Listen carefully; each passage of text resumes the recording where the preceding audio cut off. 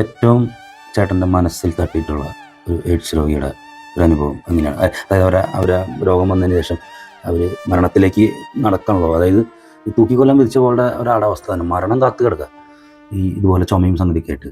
അങ്ങനെ ചേട്ടൻ്റെ ഏറ്റവും മനസ്സിൽ ടച്ച് ചെയ്തിട്ടുള്ള ഏതെങ്കിലും രോഗിയുടെ ഒരു ചിത്രമോ? ഞാൻ ഒരു അമ്മയും 2 കുഞ്ഞുങ്ങളും ഉണ്ടായിരുന്നു. ജോൺസണും പിന്നെ അവൻ്റെ പെങ്ങളുമാണ് 2 കുട്ടികൾ. ഞാൻ ഡിവൈനിൽ വെച്ച് അത് കണ്ടിരുന്നത്. അത് അവര് ശരിക്കും മലയാളികളല്ല, പക്ഷെ കാണാൻ സുന്ദരിയായിട്ടൊരു അമ്മ ക്ഷീണിച്ച് ഇങ്ങനെയാ. അപ്പൊ ഈ അമ്മയും 2 മക്കളും പനക്കിലച്ച അന്നൊരു മുറി കൊടുത്തിട്ടുണ്ടായിരുന്നു. അവരുടെ ഫോട്ടോ എൻ്റെ ഉണ്ട്. അപ്പൊ ഞാൻ ചെല്ലുമ്പോൾ എല്ലാ ദിവസവും അവിടെ ചെല്ലും, ഇവരെ റൂമിൽ ചെല്ലും. അമ്മ ഇങ്ങനെ മരണത്തോട് മല്ലടിച്ച് കിടക്കുക, അതായത് എപ്പോഴും മരിക്കാം. അവസാന സ്റ്റേജ് എത്തി കഴിഞ്ഞപ്പോ ഈ അമ്മയുടെ കാലിലൊരു വ്രണം വന്നിട്ടുണ്ട്. ആ വ്രണത്തില് നമ്മള് ഇങ്ങനെ കാലിന്റെ പാദം ഉണ്ടല്ലോ, ആ പാദം ഇവിടുന്ന് ഇങ്ങോട്ട് ഉപ്പിറ്റിന്ന് ആ പാദത്തിന്റെ അവിടെ എല്ല് മാത്രമേ ഉള്ളൂ. മാംസം അടർന്ന് കിടക്കുക, എല്ല് മാത്രം. അതും പുഴു ഇങ്ങനെ വീണുകൊണ്ടിരിക്കുക. ഈ പുഴുവിനെ പറക്കി മാറ്റുന്നത് ഈ ജോൺസണും അവന്റെ പെങ്ങളുമാണ്. കൊച്ചുമക്കളും മാസ്ക് ഒന്നും വെച്ചല്ലേ, നമുക്കൊന്നും പോകാൻ പറ്റില്ല. ചന്ദനത്തിരി 10-15 ചന്ദനത്തിരി ആ മുറിയിൽ കത്തിച്ച് വെച്ചാണ്. വേറെ ആരും ചെല്ലില്ല, സിസ്റ്റർമാർ ചെല്ലും കേട്ടോ. ഒരു മാസ്ക് ഇങ്ങനെ കെട്ടിയിട്ട് അവലൊക്കെ കെട്ടി, കാരണം മാംസം ചീഞ്ഞിട്ടുള്ള മണം ഈ പുഴുവിനെ അങ്ങനെ മാറ്റും. സിസ്റ്റർമാരും മരുന്ന് കൊടുക്കും. ഈ കുട്ടികൾ തന്നെയാണ് മരുന്ന് വെക്കുന്നതും പിന്നെ അമ്മയെ ശുശ്രൂഷിക്കുന്നതും. അതൊരു പുഴുവിനൊക്കെ കാലുമേന്ന് ഇങ്ങനെ ഇറ്റിറ്റ് വീണ് കാണുന്ന ഒരു അവസ്ഥ ആലോചിക്കുക. അതിന് വേറെ ഇതൊന്നുമില്ല. അതിൻ്റെ ഒരു മരണമല്ലാത്തൊരു മരണമായിരുന്നു. എല്ലാവർക്കും നല്ല നമസ്കാരം. നമുക്കറിയാം, ചാലക്കുടിയിൽ ഇതുപോലെ ഒരു വെള്ള തൊപ്പിയും വെച്ച് ഇതുപോലെ വെള്ള വസ്ത്രവും ധരിച്ച് ജനങ്ങൾക്ക് വേണ്ടി പല ഒറ്റയാൻ പോരാട്ടങ്ങളും നടത്തുന്ന ജയൻ ജോസഫ് പട്ടത്ത് എന്ന് പറയുന്ന ഒരു ചേട്ടനെ എൻ്റെ പല വാർത്തകളിലൂടെ നിങ്ങൾ കണ്ടിട്ടുണ്ടാവും. ഞാൻ വാർത്ത ചെയ്യുന്നതിനേക്കാൾ മുൻപ് അദ്ദേഹം എത്രയോ ജനോപകാരമായിട്ടുള്ള പ്രവർത്തനങ്ങളിൽ ഏർപ്പെട്ടിരിക്കുന്നു. ഒറ്റയാൻ ഫൈറ്റ് എന്ന് പറഞ്ഞിട്ടുണ്ടെങ്കിൽ കറക്റ്റ് ജനങ്ങൾക്ക് വേണ്ടി ആരും ഇടപെടാത്ത കാര്യങ്ങളിൽ ചെന്ന് പരിഹരിക്കുക. എനിക്ക് പലപ്പോഴും അത്ഭുതം തോന്നിയിട്ടുണ്ട്. പലരും പല രീതിയിലുള്ള അഭിപ്രായങ്ങൾ പറയുന്നുണ്ടെങ്കിലും ജയൻ ജോസഫ് എന്ന് പറയുന്ന എൻ്റെ അടുത്തിരിക്കുന്ന ഈ ചേട്ടൻ നീതിക്ക് വേണ്ടി ഏറ്റവും നന്നായി ഫൈറ്റ് ചെയ്യുന്ന ഒരു മനുഷ്യൻ. അദ്ദേഹം നടത്തിയിട്ടുള്ള ഏറ്റവും പ്രധാനപ്പെട്ട ഫൈറ്റിംഗ് എന്ന് പറഞ്ഞു കഴിഞ്ഞാൽ എയ്ഡ്സ് രോഗികൾക്ക് വേണ്ടിയായിരുന്നു. ബെൻസനും ബെൻസിയും ഓർമ്മയുണ്ടോ നിങ്ങൾ ആ കുട്ടികളെ? എയ്ഡ്സ് രോഗികളായതിൻ്റെ പേരിൽ സ്കൂളിൽ നിന്നും പുറത്താക്കപ്പെട്ട ആ കുട്ടികളുടെ വാർത്ത അന്ന് കൊല്ലത്ത് ബാങ്കിൽ ജോലി ചെയ്തുകൊണ്ടിരിക്കുന്ന സമയത്ത് ACV ചാനലിലെ ഒരു ന്യൂസിലൂടെയാണ് ജയൻ ചേട്ടൻ അറിയുന്നത്. പിന്നീട് അദ്ദേഹം നടത്തിയ ഒരു ഇടപെടൽ സാമൂഹിക ഇടപെടലിലേക്ക് അത് മാറി. തീർച്ചയായിട്ടും ഞാൻ ചേട്ടാ നമസ്കാരം. ലോക എയ്ഡ്സ് ദിനം ഡിസംബർ 1. ഈ ഒരു അടയാളം കാണുമ്പോൾ സത്യത്തിൽ ആദ്യം ഈ അടയാളം കാണുമ്പോൾ ഒരു പേടിയാണ് തോന്നുന്നത്, വല്ലാത്തൊരു പേടി. പിന്നെ ജയൻ ചേട്ടനെ പോലുള്ള ആളുകൾ കാര്യങ്ങൾ പറഞ്ഞു വരുമ്പോഴാണ് ഒരു രോഗാവസ്ഥ എന്ന് പറയുന്നത് ഇത്രത്തോളം ഉണ്ട്. മനുഷ്യന് സ്നേഹവും കരുതലും സംരക്ഷണവും ഒക്കെ തന്നെ നഷ്ടപ്പെട്ട് മാറ്റി നിർത്തപ്പെട്ട വരുന്ന ഒരവസ്ഥ. ഭയാനകമാണ് ആ അവസ്ഥ. എന്താണ് ജയൻ ചേട്ടൻ്റെ ഏറ്റവും സ്റ്റാർട്ടിങ്ങിലുള്ള ഈ വിഷയവുമായി ബന്ധപ്പെട്ട ഇടപെടൽ? ബെൻസനും ബെൻസി എന്ന് പറയുന്ന 2 കുട്ടികൾക്ക് വേണ്ടിയിട്ടുള്ള ഇടപെടൽ ഞാൻ കേട്ടിട്ടുണ്ട്. അതിലേക്കൊക്കെ വരാനായിട്ട് ഇത്തരം ഒരു മേഖലയിലേക്ക് എയ്ഡ്സ് രോഗികൾക്ക് വേണ്ടി ഉള്ള ചേട്ടൻ്റെ ഇടപെടലിലേക്ക് ആരംഭിക്കാനായിരുന്നു തുടക്കം എങ്ങനെയാണ്? 2000-ന് മുൻപാണ് HIV പോസിറ്റീവായുള്ള രോഗികളെ ശ്മശാനങ്ങളിൽ അടക്കം ചെയ്യാൻ പോലും പറ്റാത്തൊരു സാഹചര്യം ഉണ്ടായിരുന്നു. ശ്മശാനങ്ങളിൽ അടക്കം ചെയ്യില്ല. ബോഡി എവിടെയെങ്കിലും കൊണ്ടുപോകാനുള്ള ഒരു തീരുമാനമാണ് നാട്ടുകാരും മറ്റുള്ള ശ്മശാനത്തിലുള്ളവരായാലും പള്ളിയിലും ഒക്കെ ഭയങ്കര ഒരു വിഷയം കത്തിയാളി നിൽക്കുന്ന ഒരു സമയം ഉണ്ടായിരുന്നു. കാരണം ഈ രോഗം എങ്ങനെയാണ് ഇത് പകരുന്നതെന്ന് ജനങ്ങൾക്കറിയില്ല. ജനങ്ങളുടെ ഒരു വിശ്വാസം വെച്ചാൽ വായിൽ കൂടി പകരും, ഉമിനീരിൽ കൂടി പകരും, ഒരുമിച്ചൊരു വീട്ടിൽ താമസിച്ചാൽ പകരുന്ന പറഞ്ഞ് ഭയന്ന് നിൽക്കുന്ന ഒരു സമയത്താണ് ഞാൻ ഒരു കാര്യം ചിന്തിക്കുന്നത്. അതായത് ഒരുപാട് അനാഥരായിട്ടുള്ള ഒരുപാട് ഇങ്ങനെയുള്ള രോഗികൾ സമൂഹത്തിൽ അലഞ്ഞിരിഞ്ഞ് നടക്കണ്ടായിരുന്നു. പക്ഷേ HIV പോസിറ്റീവായുള്ള രോഗികളെ ഏറ്റെടുക്കാൻ ഒരു അനാഥാലയങ്ങളൊന്നും ഉണ്ടായിരുന്നില്ല. 2000 സമയം. അപ്പോൾ ആ സമയത്താണ് എൻ്റെ മനസ്സിൽ ചിന്ത വരുന്നത്, ഇങ്ങനെയുള്ള രോഗികൾക്ക് വേണ്ടി അവരെ ഏറ്റെടുക്കണം, അവരെ സമൂഹത്തിൽ നിന്ന് മാറ്റി നിർത്തുമ്പോഴും അവരെ മാറ്റി നിർത്താൻ പാടില്ല എന്നുള്ള ഒരു നല്ല ആശയം കടന്നു വരുന്നത്. കാരണം മറ്റുള്ള രീതിയിൽ അനാഥാലയങ്ങൾ എല്ലാത്തിലും ഉണ്ട്, അനാഥരെ ഏറ്റെടുക്കാൻ അനാഥാലയങ്ങളുണ്ട്. പക്ഷേ HIV പോസിറ്റീവായുള്ള എയ്ഡ്സ് രോഗികളെ ഏറ്റെടുക്കാൻ അന്ന് ഒരു സ്ഥാപനവും കേരളത്തിൽ ഉണ്ടായിരുന്നില്ല. ഉണ്ടായിരുന്ന തൃശ്ശൂർ കുണ്ടോളം പിതാവിന്റെ പേരിലൊരു ഇതുണ്ടായിരുന്നു, പക്ഷെ അവിടെ കൊച്ചുകുട്ടികളെ മാത്രം എടുത്തിരുന്നു. ആ സമയത്താണ് ഞാൻ ഒരു എയ്ഡ്സ് രോഗികൾക്ക് വേണ്ടി ഒരു സെന്റർ കൊല്ലത്ത് വെച്ച് ആരംഭിക്കാൻ തീരുമാനിക്കാം. കത്തൽശ്രീയം ബാങ്കിൽ ഞാൻ കൊല്ലത്ത് വർക്ക് ചെയ്യണം. അപ്പൊ അങ്ങനെ ഒരു നല്ലൊരു ടീം ഉണ്ടായിരുന്നു. ഡോക്ടർ ഉണ്ടായിരുന്നു, ഫാദർ ജോണി തോട്ടം അച്ഛൻ ഉണ്ടായിരുന്നു, ഹൈക്കോടതി അഡ്വക്കേറ്റ്. അപ്പൊ ലീഗലായിട്ടുള്ള കാര്യങ്ങളൊക്കെ അച്ഛൻ ചെയ്തു തരുമായിരുന്നു. കൃഷ്ണൻ ഡോക്ടറാണെങ്കിൽ ക്ലാസ് എടുക്കാൻ എപ്പോഴും കൂടെ വരും. രമണി ഉണ്ടായിരുന്നു ഡോക്ടർ. അങ്ങനെയൊക്കെ അങ്ങനെ ഞങ്ങൾ ടീമായിട്ട് അതുപോലെ SS സമിതി എന്ന് പറഞ്ഞ കൊല്ലത്ത് വലിയൊരു പ്രവർത്തനമുണ്ട്. അപ്പോൾ രോഗികളെ ഫ്രാൻസ് സാർ പറഞ്ഞു, ജയ രോഗികളുടെ മക്കളെ ഞാൻ മേണിയായിട്ട് എടുക്കാന്നൊക്കെ പറഞ്ഞു. അങ്ങനെ നമുക്ക് ധൈര്യമായി. പിന്നെ ഉള്ളത് ഡിവൈൻ ധ്യാന കേന്ദ്രം. അന്ന് ഞാൻ ഡിവൈൻ ധ്യാന കേന്ദ്രത്തിൽ വരുമായിരുന്നു. അവിടെയാണ് ഏറ്റവും കൂടുതൽ രോഗികളെ താമസിപ്പിച്ചത് കണ്ടത്. അപ്പോൾ ഒക്കെ അനാഥര. അങ്ങനെ ഇപ്പോൾ അങ്ങനെ കണ്ടപ്പോഴാണ് എൻ്റെ മനസ്സിൽ തോന്നൽ, ഇങ്ങനെ അനാഥരാകുമ്പോൾ അവരെ മാറോട് ചേർത്ത് പിടിച്ച് ഏറ്റെടുക്കാം എന്നുള്ളത്. അങ്ങനെയാണ് ഞാൻ 2001 എയ്ഡ്സ് സൈഡ് സെന്റർ നമ്മുടെ സ്ഥാപനത്തിന് തുടക്കം കുറിക്കുന്നത്. അതിന്റെ ഉദ്ഘാടനം തന്നെ ഭയങ്കര വിവാദമായിരുന്നു. HIV പോസിറ്റീവായുള്ള ഒരു വ്യക്തി മുഖം മറച്ചുകൊണ്ടാണ് അന്ന് കൊല്ലം ചിന്നക്കട സെന്ററിൽ വെച്ച് ഈ സെന്ററിന്റെ ദീപം ഉദ്ഘാടനം ചെയ്യുന്നത്. അത് വലിയൊരു ചർച്ചയായിരുന്നു. മുഖം മൂടി. അപ്പൊ ഇതിന്റെ ഒരു പ്രസ് മീറ്റിംഗ് കൊല്ലം പ്രസ് ക്ലബ്ബിൽ വെച്ച് നടത്തുമ്പോൾ എന്നോട് അവിടുത്തെ ഒരു പത്രപ്രവർത്തകൻ ചോദിച്ചു, നിങ്ങൾ എന്തിനിങ്ങനെ ഇത് നടത്തേണ്ട ആവശ്യം എന്താണെന്ന് ചോദിച്ചു. ഞാൻ പറഞ്ഞു, HIV പോസിറ്റീവായുള്ള രോഗികൾ ഇഷ്ടം പോലെ ഉണ്ട്, എവിടെ നിങ്ങൾക്ക് ഒരാളെ കാണിച്ചു തരാൻ പറ്റുമോ എന്ന് ചോദിച്ചു. ഞാൻ പറഞ്ഞു, നിങ്ങൾ ഇത് കഴിയുമ്പോൾ എൻ്റെ കൂടെ വന്ന് ഞാൻ കാണിച്ചു തരാം. ഒരു അമ്മയും കുഞ്ഞും ഇപ്പോൾ അന്ന് മഴ പെയ്തുകൊണ്ടിരിക്കുന്ന സമയം അമ്മയും കുഞ്ഞും ഒരു വീടിന്റെ വരാന്തയിൽ നാട്ടുകാർ പുറത്താക്കിയിട്ടിരിക്കുന്നുണ്ടെന്ന് പറഞ്ഞു. മഴയത്ത് ശാസ്താംകോട്ട കാരാളി മുക്ക് എന്ന് പറയുന്ന സ്ഥലം. അവിടെ അപ്പൊ അത് വിളിച്ചെന്നെ അറിയിച്ചതാ. ഞാൻ ഈ സെന്റർ തുടങ്ങുന്നുള്ള ന്യൂസ് മൊത്തത്തിൽ പോയപ്പോൾ അവിടെ ഏതൊരു നാട്ടുകാരൻ വിളിച്ചറിയിച്ചു. അങ്ങനെ മാതൃഭൂമിയുടെ അന്ന് സന്തോഷ് സാറാണ് അതിന്റെ റിപ്പോർട്ടറായിരുന്നു. സാർ ഇത് കഴിഞ്ഞ വഴി അവരുടെ വണ്ടിയിൽ എന്നെ കൊണ്ടുപോകണം. കാരണം ഇത് ഞാൻ പറഞ്ഞത് ഉള്ളതാണോ ഇല്ലതാണെന്ന് അറിയണവർക്ക് മാധ്യമങ്ങൾക്കൊരു ഇതുണ്ടല്ലോ ഇതിന്റെ സത്യാവസ്ഥ അറിയാം. അങ്ങനെ ചെല്ലുമ്പോഴാണ് ഇവരിങ്ങനെ ഒരു വീടിന്റെ വരാന്തയിൽ ഇരിക്കുക. റോസ്മി എന്ന് പറയുന്ന ഒരു കൊച്ചുകുട്ടി, പേര് പറയാൻ പാടില്ല, എന്നാലും അപ്പൊ അമ്മയും കുഞ്ഞിനെയും ഞാൻ അവിടെ നിന്ന് ഏറ്റെടുക്കണം. പക്ഷെ ആ ദിവസങ്ങളിൽ ഞാൻ ഇവരെ അവിടെ താമസിപ്പിക്കുന്ന ഒരു പേടിണ്ടായിരുന്നു. അങ്ങനെ കൊല്ലം ഗവൺമെന്റ് ആശുപത്രിക്ക് വന്ന് ടെസ്റ്റ് ചെയ്തപ്പോൾ ഈ കുഞ്ഞിന് അസുഖമില്ല, അമ്മയ്ക്കുണ്ടായിരുന്നു. അമ്മയുടെ ഭർത്താവ് അസുഖം ഉണ്ടായിരുന്നു, അമ്മയ്ക്ക് കിട്ടി, ഈ കുഞ്ഞിന് ഇല്ല. അങ്ങനെ കുഞ്ഞിനെയും ഈ അമ്മയെയും ഞാൻ എൻ്റെ വീട്ടിൽ കൊണ്ട് താമസിപ്പിച്ചു. അന്ന് കൊല്ലത്ത് എൻ്റെ വീട്ടിൽ താമസിപ്പിച്ചു. വൈഫുണ്ട്, മോളുണ്ട്. പക്ഷെ ആദ്യം ഇതൊക്കെ ഉണ്ടെങ്കിലും എൻ്റെ സ്വഭാവം അനുസരിച്ച് അവരങ്ങനെ ഇറങ്ങി പോകുന്നില്ല. അപ്പോൾ ഞാൻ അവരെ അവിടെ കൊണ്ട് താമസിപ്പിച്ചിട്ട് അത് കഴിഞ്ഞിട്ടാണ് ഞാൻ ഡിവൈൻ ധ്യാന കേന്ദ്രത്തിലേക്ക് അപ്പാനിക്കലച്ചോണ്ട് പറഞ്ഞിട്ട് കൊണ്ടുവരുന്നത്. പക്ഷെ കുഞ്ഞിനെ അസുഖമില്ലാത്തതാണ് നമുക്ക് അവിടെ നിർത്താൻ പറ്റില്ല. അങ്ങനെ ഞാൻ കുഞ്ഞിനെ ഒരു ഓർഫനേജിൽ ഏൽപ്പിച്ചു. അതിന് പഠിച്ചു. അവളിന്ന് ഒരു നേഴ്സാ. ഇപ്പൊ എത്ര വയസ്സായിട്ടുണ്ടാവും? അവൾക്ക് 21 വയസ്സായിട്ട് വിവാഹം കഴിച്ചു. എന്നെ വിവാഹം അറിയിച്ചിട്ടുണ്ടായിരുന്നു. അവര് മരിച്ചു. അവരെ ഞാൻ ബോഡി ഞാൻ ശാസ്താംകോട്ട പള്ളിയിൽ കാരാളിമുക്ക് ഇടവകയിൽ ഞാൻ ഇവിടുന്ന് ആംബുലൻസിൽ കൊണ്ടുപോയി. അവർ വലിയ ആഗ്രഹം ഉണ്ടായിരുന്നു എൻ്റെ ഇടവകയിൽ എന്നെ അടക്കം ചെയ്യുന്നു. അങ്ങനെ അവരെ ഞാൻ കൊണ്ടുപോയി. ഞാൻ തന്നെ ഒരു പിടി മണ്ണിട്ട് പള്ളിയിൽ എന്താ അർഹിക്കുന്നോ ഞാൻ വികാരിച്ചനെ വിളിച്ചപ്പോൾ അച്ഛൻ പറഞ്ഞ ഒരു പ്രശ്നമില്ല.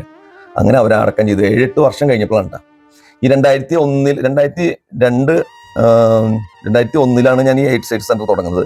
2003 ഞാൻ ACV. അതിന് മുന്നേ ഒരു ചെറിയ വാർത്തകളൊന്നും കേട്ടിരുന്നു.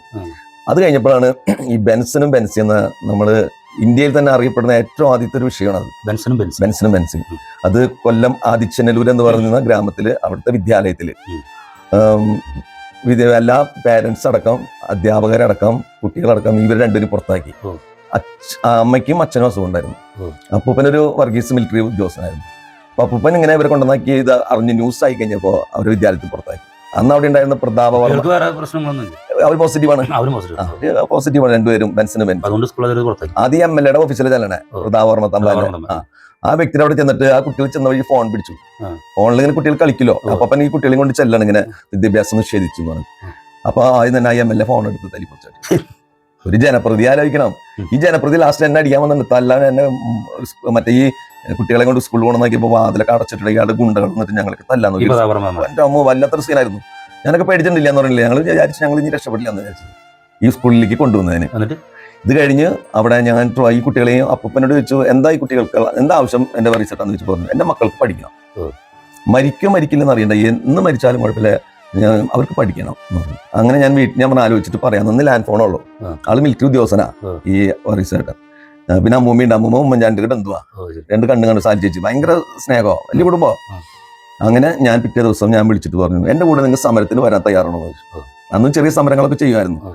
അപ്പൊ അപ്പം പറഞ്ഞു, എന്ത് തന്നെയായാലും ഞാനൊരു മിലിറ്ററിക്കാരൻ, എന്ത് തന്നെ ഉണ്ടായാലും ഞാൻ വരുന്നു. അങ്ങനെയാണ് ഈ ബെൻസനെയും ബെൻസിയും കൊണ്ട് ഞാൻ ട്രിവാൻഡ്രം സെക്രട്ടേറിയറ്റ് പഠിക്കാൻ നിരാഹാരത്തിനിരിക്കുന്നത്. എനിക്ക് അത്രയും ഇതില്ല എൻ്റെ പ്രതീക്ഷ. അപ്പൊ അവനോട് അവിടുത്തെ ഒരു വലിയൊരു ചാനലുണ്ട്, CNW ചാനൽ. അവരാണ് അവിടുന്ന് റോയ് സാറുണ്ട്. റോയ് സാറിനെ ഞാൻ വിളിച്ചു. അത് മനോരമയുടെ ഒരു ചാനലുകാർ എന്നോട് പറഞ്ഞിട്ടാണ് വിളിക്കുന്നത്. അപ്പൊ അവര് പറഞ്ഞു, ധൈര്യമായിട്ട് വാ, ഞാൻ മുഖ്യമന്ത്രിയായിട്ട് അടുപ്പമുണ്ട്, ഞാൻ ഇതിന് തീരുമാനം ഉണ്ടാകും. അങ്ങനെയാണ് ആ സമരം അവിടെ തുടങ്ങി. ഏകദേശം 12 മണി, രാവിലെ 10 മണിക്ക് തുടങ്ങി. അപ്പോൾ തുടങ്ങി 12 മണി ആയപ്പോഴേക്കും മുഖ്യമന്ത്രിയുടെ ഓഫീസിൽ നിന്ന് വിളിപ്പിച്ചിട്ട് അന്ന് AK ആന്റണി സാറാണ് മുഖ്യമന്ത്രി. വിളിപ്പിച്ചിട്ട് ഞങ്ങൾ ചർച്ച നടത്തിയിട്ട് പറഞ്ഞു, ഞാൻ ആ അപ്പനോട് പറഞ്ഞു കാര്യങ്ങൾ പറഞ്ഞു. അപ്പോൾ മുഖ്യമന്ത്രി ഓർഡർ ഇട്ടു, ഈ മക്കൾക്ക് ആ വിദ്യാലയത്തിൽ എവിടെ നിന്നാണോ പുറത്താക്കി ആ വിദ്യാലയത്തിൽ തന്നെ തുടർന്ന് പഠിക്കാനുള്ള എല്ലാ സൗകര്യവും ചെയ്ത് കൊടുത്തോളണം. അങ്ങനെ എയ്ഡ്സ് കൺട്രോൾ സൊസൈറ്റി ഇടപെടുന്നു. അന്ന് രാമമൂർത്തി സാർ എന്നുണ്ട് IAS ആളാണ് അതിൻ്റെ എയ്ഡ്സ് കൺട്രോൾ സൊസൈറ്റിയുടെ ആൾ ആരോഗ്യവകുപ്പിന്റെ സെക്രട്ടറി, തമിഴാണ് സംസാരിക്കുന്നത്. ആളെ ഇടപെട്ടു. അങ്ങനെ പിന്നെയാണ് പിന്നെ വിവാദങ്ങളാണ് ഈ കുട്ടികളെ കയറ്റാതെയും ഭയങ്കര വിഷയങ്ങളാ. എല്ലാവരും മൊത്തം ഇങ്ങനെ നോക്കിയിരിക്കുക. കാരണം ഇത് വലിയൊരു അന്താരാഷ്ട്ര വിഷയമായി. ഇന്ത്യയിലെ തന്നെ ഏറ്റവും ആദ്യത്തെ സെൻസിറ്റീവ് കേസായി. കാരണം വേൾഡ് ചാനലുകൾ വരെ നോക്കിക്കൊണ്ടിരിക്കുകയായിരുന്നു. കാരണം ഇതൊരു വിഷയങ്ങൾ ഇത് കഴിഞ്ഞ് കുട്ടികളെ അവിടെ പഠിപ്പിക്കാൻ സുരേഷ് ഗോപിയുടെ ഇത് കഴിഞ്ഞിട്ടാണ് വീണ്ടും പ്രശ്നങ്ങൾ തുടങ്ങി. അങ്ങനെ വിദ്യാലയത്തിൽ ഒരു മൂലയ്ക്ക് ഒരു ക്ലാസ് റൂമിൽ ഒറ്റയ്ക്ക് 2 കുട്ടികൾക്ക് മാത്രം അധ്യാപനം വെച്ചു. ഇത് കഴിഞ്ഞ് പതുക്കെ ഈ ഇവരുടെ ക്ലാസ് റൂമിന്റെ പൊതുവിദ്യാലയ ക്ലാസ് റൂമിൽ തൊട്ടരികത്ത് വീണ്ടും ആരംഭിച്ചു. പിന്നെ അവസാനം ഈ സുരേഷ് ഗോപി MP, ഇപ്പോഴത്തെ MP സുരേഷ് ഗോപി അന്ന് എല്ലാ കാര്യത്തിലും ഈ കുട്ടികളെയും കൊണ്ട് അന്ന് ഇങ്ങനെ ഈ അതിച്ചൊരു ഗ്രാമത്തിൽ കൂടെ ഇങ്ങനെ പോകും. കുട്ടികളെയും കുറിച്ച് എല്ലാവരും ഉണ്ട്. അങ്ങനെയൊക്കെ പോയി ബോധവൽക്കരണം. പിന്നെ അന്നത്തെ അബ്ദുൽ കലാം രാഷ്ട്രപതി ഇടപെട്ടു. രാഷ്ട്രപതി വന്നപ്പോൾ ഈ കുട്ടികളെ കെട്ടിപ്പിടിക്കുന്നു. പിന്നെ സുഷമ സ്വരാജ് കുട്ടികളെ എടുത്തുകൊണ്ട് വയ്ക്കുന്ന ഒരു സീനൊക്കെ ഉണ്ടായിരുന്നു. അങ്ങനെ ഇതൊക്കെ മാറ്റം വന്നു. പിന്നെ ഈ കുട്ടികൾ ഒരുമിച്ച് ആ വിദ്യാലയത്തിൽ ഓടിക്കളിക്കാൻ തുടങ്ങി. ഒരുമിച്ച് ഒരു ക്ലാസ്സിൽ നിന്ന് പഠിക്കാൻ തുടങ്ങി. പിന്നെ അത് കഴിഞ്ഞ് ബെൻസി ആരോഗ്യപരമായിട്ട് വീക്കായിരുന്നു. അതാ ഏറ്റവും ആദ്യത്തെ കുഞ്ഞല്ലേ. അത് കഴിഞ്ഞ് ബെൻസി എൻ്റെ കൂടെ ഒത്തിരി പ്രോഗ്രാമിനൊക്കെ ബെൻസിനും അമ്മൂമ്മയൊക്കെ വരും. അങ്ങനെ പിന്നെ ബെൻസി ഏകദേശം 12 വയസ്സായപ്പോൾ മരിച്ചു. ഞാൻ ചെന്നിട്ട് അടക്കം ചെയ്യാൻ പറ്റിയുള്ളത്. പിന്നെ ബെൻസൺ ഉണ്ടായിരുന്നു. ബെൻസൺ പഠിച്ച് +2 കഴിഞ്ഞു. പിന്നെ ITയിൽ പോയി കഴിഞ്ഞപ്പോൾ അവൻ ഈ രോഗം അറിയിക്കാതെ ഒരു പെൺകുട്ടിയായിട്ട് പ്രണയത്തിലായി. ഇത് കഴിഞ്ഞ് ഈ പെൺകുട്ടി അറിഞ്ഞു കഴിഞ്ഞപ്പോൾ പെൺകുട്ടി ഇതിൽ നിന്ന് മാറി പ്രണയത്തിൽ നിന്ന്. അങ്ങനെ ബെൻസൺ ആത്മഹത്യ ചെയ്തു 20ാമത്തെ വയസ്സിൽ. അത് അവിടെ അവസാനിക്കുകയാണ് ആ ചാപ്റ്റർ. വല്യപ്പൻ അപ്പാപ്പനും മരിച്ചു, അമ്മാമ്മയും മരിച്ചു. ഇന്ന് ആ വീട് ഇങ്ങനെ വെറുതെ ഒരു ശ്മശാനം മേടിക്കണം. ആരുമില്ല. പിന്നെയാണ് ഞാൻ 2003 കണ്ണൂരിൽ നിന്ന് കൊട്ടിയൂർ എന്നൊരു ഗ്രാമം, ഒരു വലിയൊരു അമ്പലമൊക്കെ ഉണ്ട് കൊട്ടിയൂർ അമ്പലം. അതിൻ്റെ അടുത്ത് ലക്ഷറി അനന്തു എന്ന മക്കള്, അത് രമ അമ്മ, അവർക്ക് ഇതുപോലെ വിദ്യാലയത്തിൽ നിന്ന് പുറത്താക്കിയിട്ട് ഭയങ്കര വിഷയങ്ങൾ. അങ്ങനെ എന്നെ ഒരു കോടതിയിലെ ജഡ്ജിയാണ് എന്നെ ഇടപെടുന്നത്. കോഴിക്കോടുള്ളൊരു ജഡ്ജ് എങ്ങനെയോ നമ്പർ വിളിച്ചിട്ട് പറഞ്ഞു ഈ കുട്ടികൾക്ക് വിദ്യാഭ്യാസം നേടിക്കൊടുക്കണം എന്ന് പറഞ്ഞു. അങ്ങനെ രമയായിട്ട് സംസാരിച്ചു. രമയോട് ഞാൻ പറഞ്ഞു, എൻ്റെ കൂടെ നിങ്ങൾ വരാൻ തയ്യാറാണെങ്കിൽ നിങ്ങൾക്ക് എന്ത് നേടിത്തരാം. അപ്പോൾ രമയ്ക്ക് ഒറ്റ ആഗ്രഹമുള്ളൂ, എൻ്റെ മക്കൾ പഠിക്കണം, മരിക്കുന്നവരെ പഠിക്കണം. 3 മക്കളാണ് അവർക്ക്. അതിൽ ഒരു കുട്ടിക്കാണ് സുരേഷ് ഗോപി. അതിലും സുരേഷ് ഗോപി സാർ ഇടപെട്ടു. അതിൽ മൂത്ത കുട്ടിക്ക് ഉണ്ടായിരുന്നില്ല. ആ കുട്ടിക്ക് അവള് BSc നഴ്സിംഗാണ്. അത് പഠിക്കാനുള്ള ഹോസ്റ്റൽ ഫീസ് കാര്യങ്ങൾ എല്ലാം MP അന്ന് സിനിമ ആർട്ടിസ്റ്റ് എന്നല്ലേക്ക് ചെയ്തു കൊടുത്തു. പിന്നെ ഈ അക്ഷരാനന്ദും എൻ്റെ കൂടെ വന്നു, രമയടക്കം വന്നു. ഞാൻ വീണ്ടും ട്രിവാൻഡ്രം സെക്രട്ടേറിയറ്റ് പിടിക്കുക ഒരു വിദ്യാലയം തുറന്നു. പഠിക്കുന്ന എല്ലാ സൗകര്യങ്ങളും എങ്ങനെ ഒരു ക്ലാസ് റൂമാണോ അതുപോലെ ബോർഡും കാര്യങ്ങളൊക്കെ തുടങ്ങി. ഏകദേശം 2 മണി വരെ. അതിലും ഈ നാഷണൽ ചാനലിൽ അവർ ഇടപെട്ടിരുന്നു. ദീപിക നല്ലോണം ഇടപെട്ടു. അങ്ങനെ അത് സമരം തുടങ്ങി. അതും ഇതുപോലെ 2 മണി ഉച്ചരിഞ്ഞ് 2 മണിയായപ്പോൾ ഉമ്മൻചാണ്ടി സാറായിരുന്നു. അന്ന് ഉമ്മൻചാണ്ടി സാറും കുട്ടികളെ വിളിപ്പിച്ച് ഞങ്ങളെ ചെന്ന് സംസാരിച്ചു. അപ്പം തന്നെ ആ മുഖ്യമന്ത്രി 25 മണി കുട്ടികൾക്ക് കവറിലിട്ട് കൊടുക്കണം. ഇപ്പം തൽക്കാലം ഇതിരിക്കട്ടെ ബാക്കിയുള്ള കാര്യങ്ങൾ. അതിനുശേഷം അക്ഷരയ്ക്കും അനന്തനും പഠിക്കാനും എല്ലാ സൗകര്യങ്ങളും. അക്ഷര എന്ന് പറഞ്ഞാൽ ഭയങ്കര ബ്രില്യൻ്റ് ആയിട്ടുള്ള കുട്ടിയാണ്. TV പ്രോഗ്രാമിൽ അവൾ ചാനലിലൊക്കെ ആങ്കറായിട്ട് സംസാരിക്കാറ്. നല്ലൊരു അപ്പൊ അങ്ങനെ പോകുന്നു ഓരോ കാര്യങ്ങൾ. അതിനുശേഷം ഒരുപാടുണ്ടായിരുന്നു. ഒരുപാട് ഈ 2001 മുതൽ 2025 എത്തി നിൽക്കുമ്പോൾ ഈ രോഗം ഇപ്പോഴും നമ്മുടെ സമൂഹത്തിൽ നിന്നതാണ്. അന്ന് കണ്ട ഒരു സാമൂഹ്യ സ്ഥിതിയിൽ നിന്ന് വലിയ മാറ്റം വന്നിട്ടുണ്ടാവും. പക്ഷേ ഈ രോഗത്തിൻ്റെ അവസ്ഥയും ഇതിൻ്റെ മനുഷ്യരുടെ ഇടയിലേക്കുള്ള ഇതിൻ്റെ വളർച്ചയും ഒക്കെ ഇത് പടരലിനൊക്കെ എങ്ങനെയാണ് ചേട്ടന് പറയാനുള്ളത്? അതായത് ഏകദേശം ഒരു 15 വർഷത്തോളം 2005 ശേഷം ഭയങ്കര നിയന്ത്രണമായിരുന്നു ഗവൺമെന്റിന്റെ ഭാഗത്തും. എല്ലാ കാര്യങ്ങളും ഭയങ്കര നിയന്ത്രിച്ച് ഈ രോഗത്തെക്കുറിച്ചുള്ള ബോധവൽക്കരണവും കാര്യങ്ങളൊക്കെ കൊടുത്ത് ഈ റോഡ് സൈഡിലായാലും ട്രക്കുകൾ കിടക്കണം ഇതൊക്കെ ഭയങ്കര ഇതായിരുന്നു. എങ്ങനെ കോണ്ടം ഉപയോഗിക്കണം, അതിന്റെ അല്ലെങ്കിൽ എയ്ഡ്സ് പകരുന്നത് എങ്ങനെയാന്നൊക്കെ പറഞ്ഞു. പക്ഷെ അതിനുശേഷം രോഗികൾ കുറഞ്ഞപ്പോൾ ഓൾറെഡി ഗവൺമെന്റിന്റെ ആ കാഴ്ചപ്പാട് മാറി. പിന്നെ ആരോഗ്യവകുപ്പ് ഇതിൽ വലിയതായിട്ട് ഇടപെട്ടില്ല. വർഷത്തിലൊരിക്കലും എയ്ഡ്സ് നടത്തും. അത് ചിലപ്പോൾ നടത്തും, ചിലപ്പോൾ നടത്തില്ല. ഇത്രയ്ക്കൊക്കെ. മറ്റത് അങ്ങനെയല്ല. എല്ലാ വിദ്യാലയങ്ങളും എല്ലാ ഹോസ്പിറ്റലുകളും എയ്ഡ്സ് ഭയങ്കര ഇതാണ് കെയറിങ് കൊടുക്കാനായിട്ട്. അതിനുശേഷം പിന്നെ ഒതുങ്ങി കിടക്കായിരുന്നു. അപ്പോഴാണ് ഈ നമ്മുടെ ഇത് വരുന്നത്, നോട്ട് നിരോധനവും അതുപോലെ കോവിഡൊക്കെ വന്നപ്പോൾ ഓൾറെഡി എല്ലാവരും അന്ന് മദ്യം കിട്ടാൻ ബുദ്ധിമുട്ട് പ്രശ്നങ്ങളൊക്കെ വന്നപ്പോൾ ഡ്രഗ്സിലേക്ക് പതുക്കെ വന്നു. എല്ലാവരും കഞ്ചാവ് വലിക്കാൻ തോന്നുന്നു, അല്ലെങ്കിൽ ഡ്രഗ്സ് ഉപയോഗിക്കാൻ തോന്നുന്നു നീഡിൽ. ഇപ്പോൾ ഏറ്റവും ഡേഞ്ചർ യുവാക്കളിലാണ്, അതും നീഡിൽ കൂടി.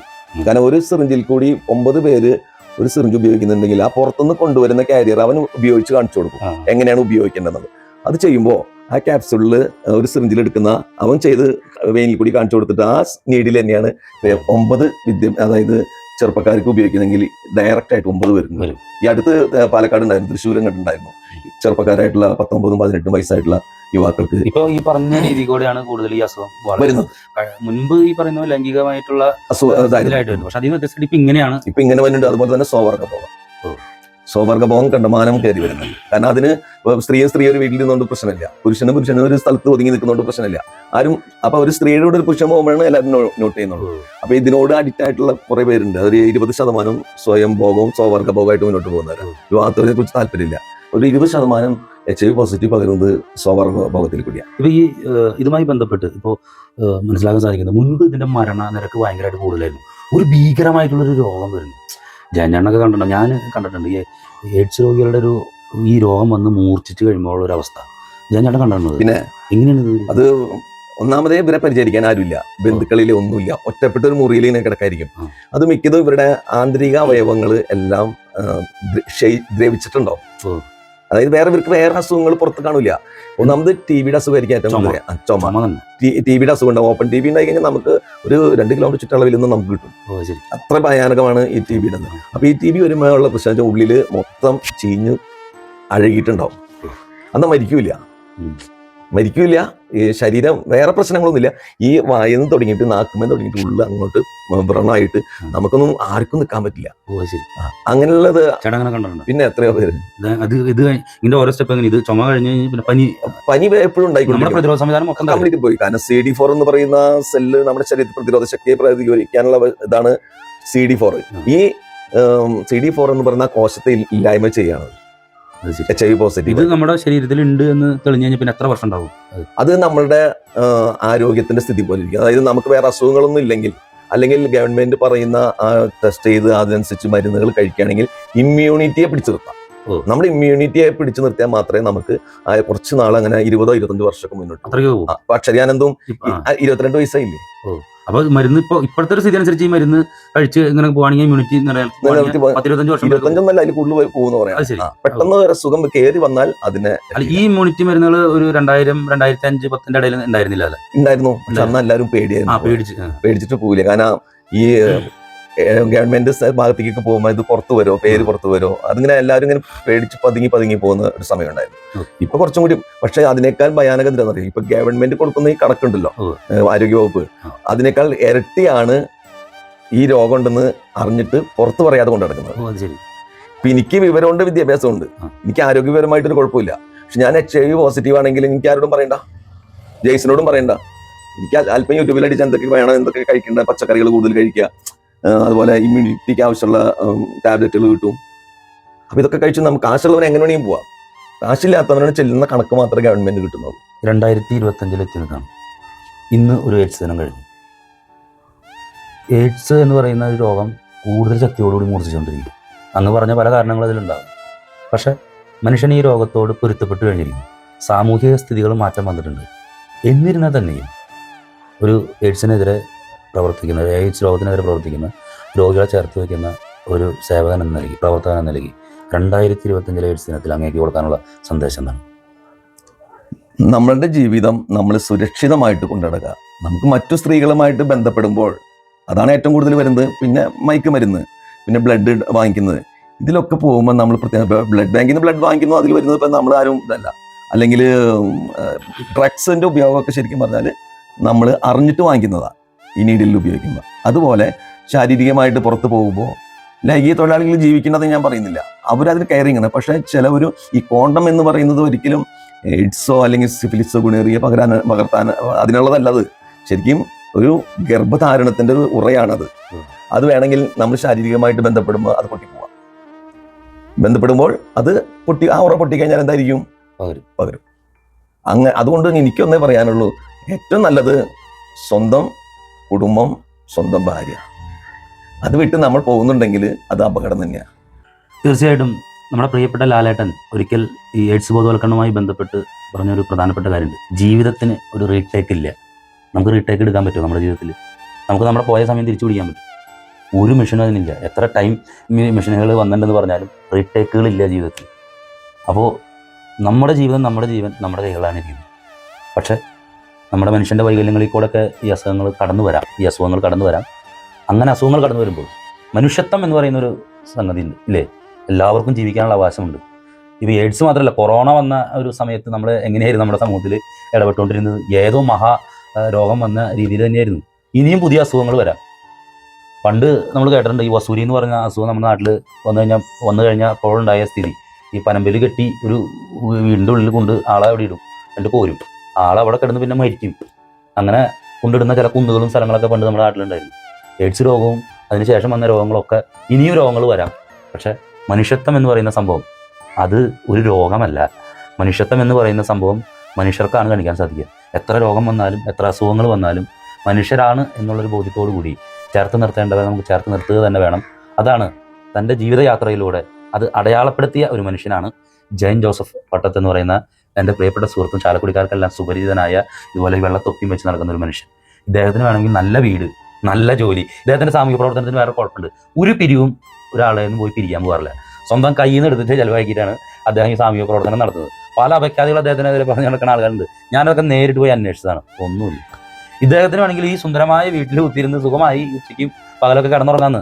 എന്തിനാണ് എലിഞ്ഞപ്പുറയിലുള്ള പൈപ്പിൻ്റെ മുകളിൽ പോയി ഇരുന്ന് വെയിലത്ത് സമരം ചെയ്യണം? എന്തിനാണ് കൂടപ്പുഴ വെള്ളത്തിൽ കഴുത്തറ്റം നിന്ന് സമരം ചെയ്യണത്? എന്തിനാണ് പാലത്തിൻ്റെ അടിയിലുള്ള സാധനങ്ങൾ മാറ്റണം എന്ന് പറഞ്ഞിട്ട് അവിടെ കിടന്ന് സമരം ചെയ്യണത്? അങ്ങനെ എത്രയോ സമരങ്ങൾ. അപ്പോൾ ജീവിതയാത്രയിൽ അടയാളപ്പെടുത്തിയ, അനുഭവങ്ങൾ കൊണ്ട് അടയാളപ്പെടുത്തിയ ജയൻ ജോസഫ് പട്ടത്ത് എന്ന് പറയുന്ന ഈ മനുഷ്യന് അദ്ദേഹം കാണിച്ച മനുഷ്യത്വത്തോട് JFS മീഡിയയുടെ കൂപ്പുകൈ. നന്ദി, നമസ്കാരം. ഇനിയും നന്മകളുമായി മുന്നോട്ട് പോവുക. സന്തോഷം, ഒരുപാട് നന്ദിയുണ്ട് കേട്ടോ. ശരി.